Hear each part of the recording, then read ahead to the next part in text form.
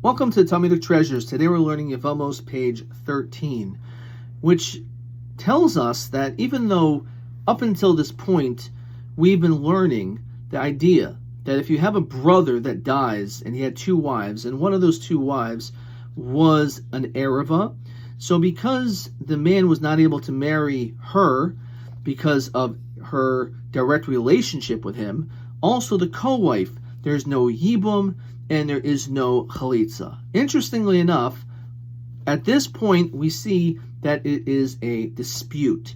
That opinion, we've been learning, is only like Beit Hillel. However, Beit Shammai says that's not the case. In fact, that marriage is acceptable, is allowed. So we find something which is very substantial.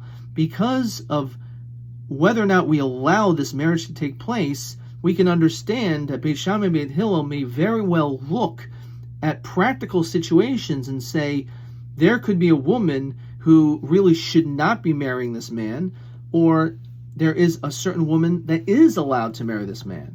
And that could cause perhaps a lot of issues when it comes to marriage of one another.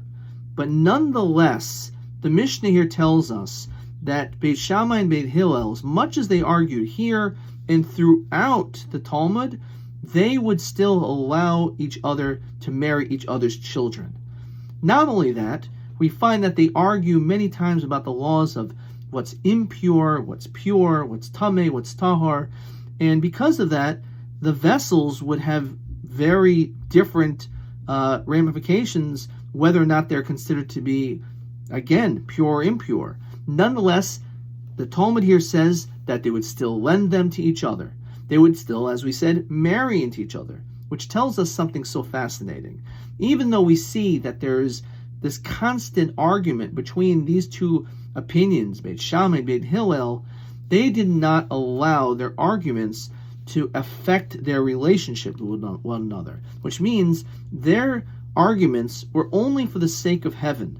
They wanted to be able to figure out what is the correct way of serving God, what is the proper way of doing various mitzvot. However, when push came to shove, they did not allow their arguments to get in the way of being able to have peace and harmony with one another. Very often, unfortunately, we find that when two people argue, it could be a Republican against a Democrat, they literally cannot agree with anything. And because of that, they end up disconnecting and they feel that they hurt each other. We should instead learn from our Talmud to be more like Beit Shammai and Beit Hillel.